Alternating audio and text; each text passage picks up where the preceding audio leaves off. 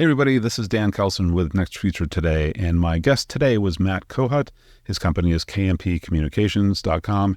He's down in New Jersey. His company, his focus has been about communicating, professional communications, how to do and be a more effective professional communicator, both for himself, but also largely for clients. It can be individuals or large organizations like NASA. He was one of the co-writers of this book, The Smart Mission, which is all about NASA and the many trials and tribulations that they've experienced over the years, and how did they need to change the way that they communicate internally and externally so that they don't repeat the kinds of failures and the scenarios that cause failures time and time and again. For a little stretch there, that was not a happy time.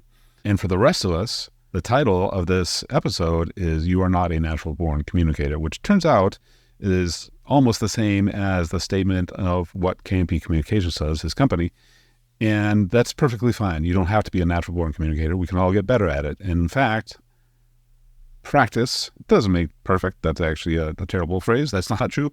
But it should make you better as long as you have appropriate feedback. And I think we cover a lot of different angles that might help you to improve yourself. Some of them are very simple. Some of them are maybe a little more nuanced and complicated, but that's fine. Find an entry point and run with it and practice it and learn from it and use it on a regular basis. And what do you know, sooner or later, you're going to be a better communicator. We're primarily talking about oral communication, verbal communication, rather than written, but same thing applies to any way that you're communicating. And especially in the age of this, when we're on camera way more often than we ever thought we were going to be, for most of us, why not get better at that? So I specifically hunted Matt down because this is his realm on how to convey information in a convincing and influential, persuasive way. And there's a bunch of stuff that came out that I had no idea what was out there, including some little known facts about some famous orators that I really had no idea was true. So let's go for it.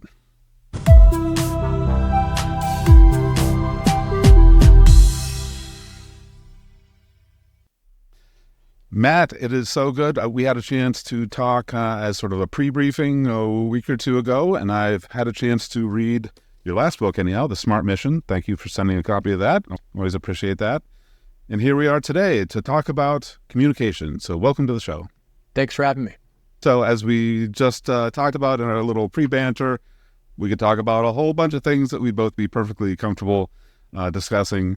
But for me, I think, your experience as a professional communicator for over 20 years, and specifically on verbalizing communication instead of writing. I tend to prefer writing myself, but in general, I want to be better at communicating, which I hope most people want to be. So that's what we're going to try and tackle today. When was it that you became interested in becoming a professional communicator, or how did you even... what was the thought that was, you didn't wake up, I want to be a professional communicator probably, but what led you in that sort of direction? There's no path that I know of in a linear career sense to get where I got. And yep. I came to this most directly from having done a fair bit of speech writing shortly after finishing grad school. And I really liked speech writing because it was a chance to try and capture somebody's voice. And the first person I did this for was a great, highly effective, really well-known public speaker, and he made it really easy for me. And then I started freelancing for other people, and I noticed some of these people are good at this, and some of them aren't so good. And I would hear this line that I worked on for an hour come out flat, and what's going on here? And as I was having these conversations with myself about that, I had also met a couple of other people who were speech writers, a couple other guys, one of whom I'd known for years and another who I'd just met. And we were commiserating about this together. And we were doing this in the context of also trying to understand what was going on in electoral politics at the time and wanting different candidates to win. And we were in some way naive and arrogant enough to think we could do something about this. And we were all geeky guys, and we looked to social science for answers. And we thought, okay, maybe there's something we can actually look to for a methodology. And while we were doing our research around this and even co-funding a little bit of research on this, ourselves, we were also doing some baby work with initial clients who were essentially friends who were having trouble getting out of their own way verbally. And what we were seeing in those early coaching sessions was the same stuff that we were seeing in the research. And that gave us enough confidence to think we're on to something here. There's a little bit of a sliver of a methodology here, and we built it out from there. And I just realized as I was getting into this that the puzzle of how we communicate and how we persuade and influence each other in spoken language is just endlessly fascinating to me. And I've been doing it more or less for 15 plus years, and I haven't gotten bored with it because it's always different. Every context different. Every personality who approaches it comes at it from a different lens. And so it's never the same any 2 days in a row. Yeah. So how does one become a speechwriter? How did you get your first speechwriting gig, so to speak? Well, the first one was almost part of a job that I didn't really even realize I'd signed up for. I was working for a foreign policy researcher, or foreign policy expert rather, as his research specialist, and helping write his public remarks was just the other half of the gig, so to speak. And Okay. I really ended up loving that. I realized, oh, wait, this guy I work for is going to introduce a head of state tonight. How's he going to say that? What's he going to talk about? How's he going to frame who this person is and why they matter? And I just enjoyed the heck out of that challenge, and also trying to capture his voice and make it sound like he was saying it as opposed to what I would say was unique. And that ventriloquism part of it was an interesting challenge, especially as I got to work with other folks and try and figure out, gosh, I don't know this person very well. How can I try and write something that might sound like what I think they sound like based on watching a few videos of them or having read an op-ed or two that they've written?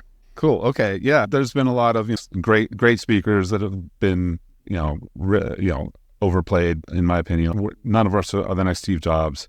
Even Steve Jobs' children are not the next, nobody's the next Steve Jobs in his skill, and, or like Barack Obama. I don't know how he delivers things and the way that he does. And, like my memory is terrible. Like memorizing a speech is absolutely deadly to me. That's the worst possible thing I could ever do.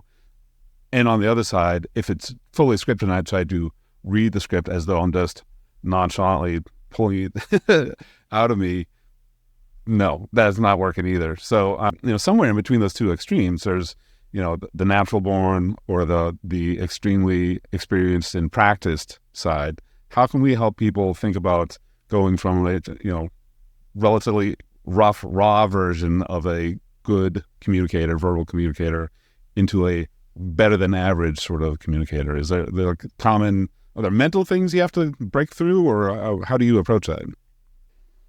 I tend to think of it not unlike athletic or music ability, which is to say we're all born with some degree of each of these, and some have more than others naturally. But that doesn't mean you can't improve at these things from where you start. And I always find it really instructive to remember that Martin Luther King took 12 public speaking classes. And so this guy we think of as the pillar of great public oratory in the 20th century, he worked really, really hard at it. Not only did he come from a tradition in his church that really prized oratory, and he grew up in it with a father who was a minister. Yes, that's all true. And he really, really at it and took all these classes and really tried to build his skills in it. So no matter what you start with, it's still going to take work. And anybody like an Obama you mentioned or a Steve Jobs, these people worked at it. I mean, the stories about Steve Jobs closing the doors and working those keynotes for a couple weeks before the big conferences, that's how long it took. And I think what's interesting about that, you mentioned this idea of either having full script being deadly, or having things memorized being deadly, or having full script and working that way being another side of it. I like to think about it as something that you internalize that's beyond memorized. I think the challenge with what I'm suggesting here is that it only works for the big ones where you have enough time to properly prepare and really internalize something like that. And that's rarely the case for people who are going to work and doing this in the context of a job where they're presenting to this group, and then they're presenting a different thing to another group, and then they have a meeting at 3:00 tomorrow, and that's different. And so when there's this constant pressure to say different things to different people, it's harder to do that. But when you have a fairly consistent message like a road show, when you're pitching a business or something like that, then yeah, you should absolutely go for that so that you can do it and really focus on just being really present with your audience and being as energetic and interesting as you can be, not worrying, oh, wait, does this sentence follow that sentence, which is the trap of memorization, because then when you forget a word, suddenly, boom, the wheels fall off. Right. Yeah. So let's talk about storytelling. So there's there's the challenges of the written word versus the spoken word. Storytelling, so everybody tells stories. Some people are fantastic at telling stories because the story, the way they tell it, the structure of the storytelling is awesome, right? And there are others, but you get an awesome story that you could tell, but one person tells it, dead. Another person tells it, it causes a revolution, right? So, how do you bring storytelling as a concept into a business setting? Because it can seem kind of weak, and like you guys mentioned in the book, Smart Mission, NASA is a very technical organization. They thought that storytelling was not, what do you mean we're going to tell stories? Right. So there's no, what do you? We're not children. How dare you? So we're going to tell stories. So how do we break through that barrier to? They are wonderfully powerful, but how do we get to the point where people are willing to accept it, and then also learn how to tell a story in a compelling way so that it actually does whatever it's attempting to do? Well, one thing to keep in mind is that stories are a means of persuasion, and they're a means of persuasion that elicits emotional responses from people. And let's contrast that with giving people 3 reasons for something as a more analytical or cognitive way of approaching the same thing. So one way to think about this is just the difference in how it feels when, let's say you suggested in a meeting, hey, why don't we do such and such? And I said, well, look, that's not going to work because number 1, this, number 2, that, number 3, this. Those could be all logical reasons. They could all be coherent and highly smart from an analytical perspective. It's going to feel one way if I do that. It's going to feel a different way if I say, it's funny you mentioned that. About 5 years ago, we actually tried that. Here's what happened. And I tell you the story of that. It's going to have a different resonance with you than me just listing the reasons that your idea is lousy. And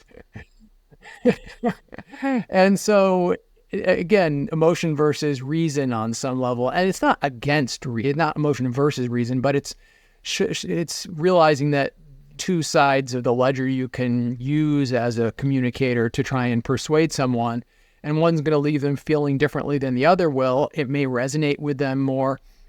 Look, some people are going to love the bullet point list, and they're going to say, I love the evidence of that. I love the data-driven approach here. Another person might say, oh, wow, I get it, because you've been to the war and you've got the battle scars to prove it, and that can be a different kind of a proof point. So I think that's one thing to remember. The second is that when we talk about stories in a professional or business context, it doesn't have to be something that you learned in English class. It can be more anecdotal. It can be small. And the way I like to think about it is, rather than all this stuff about beginnings and middles and endings and protagonists and antagonists and all that jazz, to just focus on a few really simple things here. One is that it becomes a story when the person who's listening can picture somebody doing and feeling something, somebody in the story. Then people realize. Now, that's one way of using story anecdotally to make a point here or there. Then there's another thing that we talked about in the book, which was this idea that when you have all these NASA engineers who are incredibly proud of the work they do, they really prize technical expertise, and they're allergic to this idea of stories. It turns out they're also incredibly proud of the work they do, and they love to talk about it. And whether they realize it or not, they're sitting around telling stories all night about this stuff. They don't think of it as, quote, storytelling, unquote. Right. And getting them to realize that, oh, that stuff we're doing where we're swapping tales about this electrical harness repair we had to do, that's actually valuable work, but they don't think of it as work because it's not necessarily crunching the numbers. And part of what my colleagues Ed Hoffman and Larry Pruzak were able to do over time, before I got involved with NASA, was to help them understand this idea that story was a valuable thing that they already had in their back pocket. They could use to help share what they knew, get better results and outcomes for each other simply by talking about their work with each other, and it not just having to be about bullet points and the data, but also, so here's what happened when I did this. Right. And it literally is rocket science. It literally is rocket science. It's where the saying finally makes sense. Yeah. And I forget, I had it in notes, but you probably have it. So it wasn't, they called them like knowledge forums or something? Yeah. Masters yeah, exactly. Forums. Yeah. You call it knowledge forums. Yeah. Yeah.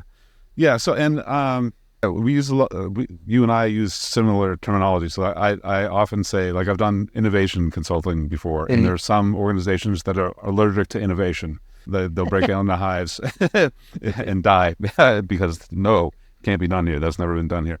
So is there any, I don't know, technique you might recommend, or some way to jar people so that they can unlearn something that's preventing them from being able to take advantage of things like telling stories, whatever the hell they want to call them, and a nugget versus, or, of any size? Just how do we get them out of one mindset where things have to be formal, they have to be, just the data.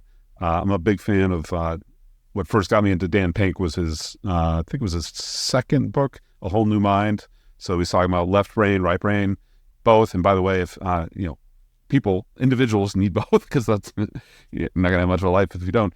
But businesses, can't be all bean counters, not to finance people, but you do need a whole mind to go and provide value and create new things and innovate and whatnot. Any thoughts on how we can get people to unlearn, and maybe like can we back earlier in life so that we can give people a sense of, like, a lot of academic writing is terrible. Like it's the exercises we have to go through. Write 3 pages or 25 paragraphs of at least 3 sentences. What the hell is that? It doesn't do anybody any good. So how can we ways to practice that we can just get people started and out of that just formal garbage, I guess. Well, I think that, and for better and for worse, a lot of the time when you see unlearning happening in a professional setting, it's at a point of failure or after a point of failure. Basically, there has to be some motivation or incentive to change. And usually that incentive is somebody is waving an axe in your direction. And it gets you to say, okay, we'll do something differently. And NASA is an interesting example of this. And look, I've worked with NASA off and on for 20 years now, and it's the longest professional relationship of my life at this point. And I really love NASA on some level. And NASA still uses PowerPoint constantly. And this is even after the visual communication expert Edward Tufte famously really destroyed NASA for its use of PowerPoint in some space shuttle presentations after a space shuttle accident that ended up tragically killing people. And so as much as people understand some of the limitations and the problems of these things, organizational culture is really powerful. And the old Peter Drucker line about culture eating strategy for breakfast, I think, is just as applicable to this as to strategy. And to a certain extent, people only change when they really have to. So, how do we change it? I think you're probably right. Somewhere it has to change along the line in the way people are educated and prepared for work. Right. But how you do that, short of being a billionaire and saying, in my company, we only write memos, I'm not really sure. Yeah. Easier when you're a benevolent dictator. Right. Yeah, it is interesting that, do you know Guy Kawasaki's rule of thumb for presentations? I've heard it, but can't remember it off the top of my head. Refresh my memory. So it's the 30-20-10 rule, and I'm probably going to screw this up, but 30, like the font size of anything on your slide has to be at least 30 points, so big enough that people can see it, no matter if they're far away or close. I think it's no more than 20 slides and no more than 10 words on a slide. Right. I believe that's the breakdown. And it's all about, simplifying. So how can you boil down Right. your message? And, he did work at Apple during the golden days Right. of the Steve Jobs era. So he's learned a little bit about persuasion and presenting and influence and all those kinds of things. Right. But, constraints, back to the constraints idea. So if we can give people a framework that's based in something that can actually make impacts instead of my example of 3 pages of 25 paragraphs of 3 sentences, right? So that's, I'm just wondering if that's, that kind of, if you would use a presentation, for example. So both Guy Kawasaki and Edward Tufte would think that NASA has never done a good PowerPoint presentation because it's probably the most crushed full of stuff. Every single slide is the most you could possibly fit on a slide, period. And not even be able to read it, just have it there. Right. Well, it's interesting because I largely agree with the point Guy Kawasaki's making. I certainly agree with the point he's making, but then the limitation he's imposing is also kind of facile because I can imagine having a slide deck that has 50 slides, but if they really have just a very little bit of information on each, I'm great with that. And so when I'm suggesting things to clients, it's really just about not overloading their audience. And the number doesn't necessarily have anything to do with that, depending on how much time you're spending on them. So, I think you just have to be flexible in your thinking about that. And just to be clear about NASA, there are all kinds of different norms. NASA's a massive organization. They have 18,000 employees, and then SCAD's more contractors. And yes, the engineering side of it is still a lot of ugly PowerPoint. And that's the more managerial stuff. You'll still see all these charts with lots of words and small fonts. But you'll also see occasionally people doing really thoughtful presentations that use good practices here and there. I remember seeing this guy who was the head of human spaceflight for years at NASA. His name was Bill Gerstenmaier. He was a really great, skilled communicator. He used to show up on The Daily Show every so often. And I remember watching him do a presentation to about 1,000 project managers across NASA. And it was just photos. And he was just talking to these photos. And I had never seen anyone at NASA do something like that. And this was probably 2010. So, some people got the memo, essentially. And while on a day-to-day basis, there was still a lot of work being done according to, quote, business as usual, there were also some really skilled communicators who took the message really seriously and, at least where they could, were experimenting and pushing around the margins and asking the people who worked for them to do the same. There was a stat that was in the book that talked about Jeremy Bruner, Jerome Bruner, a psychologist, found that stories are 22 times more memorable than flat information with the same content. That seems like a big number. Yeah, think about it in simple terms. You could probably tell me the plot of your favorite movie in fairly good detail, but if I asked you for the 10-point plan that the organization has, that's going to be a lot harder for you to remember point 7. And, yes, listicles can be helpful for us in certain ways, and occasionally there are ways to use memory devices to remember things. But by and large, story works because people have known for years that story sticks, and that's we've got some the evolutionary biologist types have been telling us this for a couple decades at this point. Right.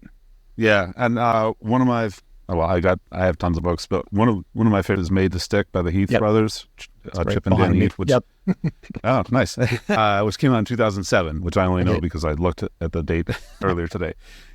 So 20 years ago, if you take away nothing, they have the 6 principles, success, which I also only know because I looked it up yesterday, and it's missing an S, which is a clever technique. So success, ESS, should be how you spell it, but it's only ES, and then there's one that's mysteriously gone, which is either brilliant or terrible on their part. But if you take away nothing else, made to stick. So if you're going to communicate, the point isn't for you just to blurbs. Words come out of your mouth, they go into people's ears, and nobody remembers anything. That's not the point, right? So, right. How do you make, if you're going to bother, whether it's telling a story or trying to convince somebody through some data or whatever it happens to be, if they don't remember it even long enough to make a relatively instant decision, what was the point there? Is there anything that do you have Is that something that you work with when you're writing with or working with somebody as far as they present? And this is, what is the thing that has to stick? Let's make that happen, and some techniques to like get that out of them or get it through to them. Yeah, a lot of this comes down to how you organize. So one way to organize that I'm a fan of, and it's really a valuable technique when you're introducing a new idea to people, it's most easily described as hook, problem, solution, ask. And hook is something that grabs your audience's attention. So imagine we could power our lives with nothing but the sun and the wind. You say, wow, it's got that sense of grabbing people by the lapels. And then you say, well, the problem with that is, and then you go into battery storage. And then, introducing my new solution to this problem. And so hook, problem, solution is something you see in a lot of new business pitches.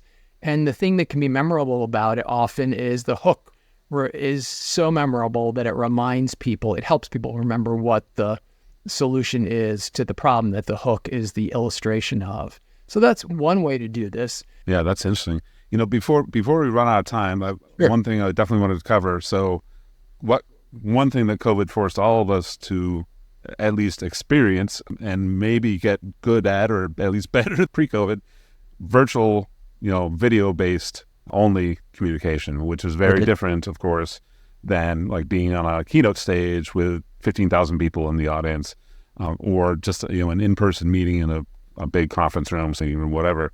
So, and I know that angel investor in Poised, is that right? Yes. Or advisor? Yeah. Okay. And both. So, and advisor, yeah. Right. Okay. And for people that don't know what Poised is, what does Poised do? So Poised is a real-time app that will integrate with Zoom or your web platform, and it basically gives you real-time feedback on how you're doing in your meeting. So it's tracking things like how fast you're talking, your overall energy level, whether you're using a lot of filler words and so on. And a simple way of it is it's kind of like Grammarly for speaking, but it's also now providing suggestions based on what you're trying to do. You can front load it with suggestions about what's on the agenda and what your points are meeting, and it can help you even to the point of reminding you about things you might want to say in the meeting. So it's a really cool tool. It's using AI in ways that when it first started it wasn't, and it's I think, interesting way of enhancing what you're doing while you're speaking to people in meetings. Cool. And so part of among other reasons I'm interested in Poised is for my Plexicam business, which Right. is all about putting the camera in the right place so that it looks like you actually care about whoever you're talking to. Keynotes, meetings, interviews, things like this, whatever. Other techniques that help. I'm also a fan of anything that helps to accelerate learning in the end. So, things that take advantage of gaming techniques, or just, modern ways of assisting than, forcing your family, for example, to watch you give a presentation and they have no idea what the hell you're even talking about, right? So it's a dispassionate coach that you can pop up anytime is kind of the way I would think of it.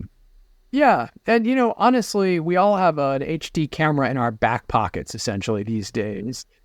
And anybody who's preparing for a speech of any significance or any kind of a presentation that they think matters is doing themselves a disservice if they're not recording themselves and watching back.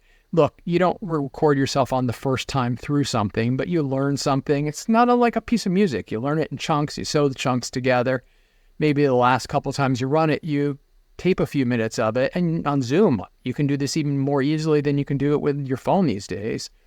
And you watch a few minutes and you wince and you say, God, that's terrible. And you notice the things that annoy you about it and you try and tune them up and you do it again.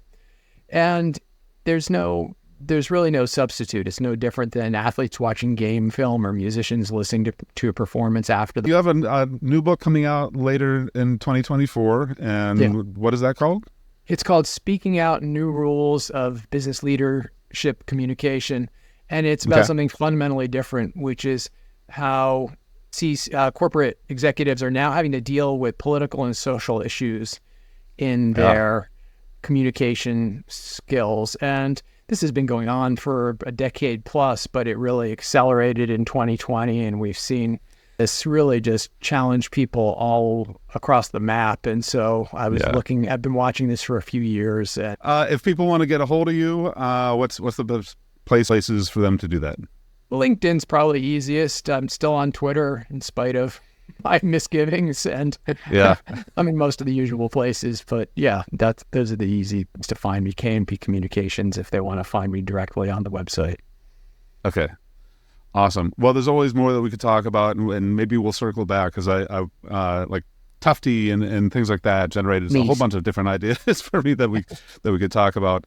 And the new book. I mean, I don't think I'll be in a situation where I need to be careful or care much about how I talk about politics and social issues in my company, because I don't ever think I'm going to be like a billion-dollar CEO. Cool. Okay, so I'll look forward to your next book. I have a feeling we'll talk between then, but I hope the next book is a smashing success. And thank you so much for spending time with me. Hey, it was really my pleasure. Thanks so much for having me. Awesome. Thanks, Matt. Thanks. Take care.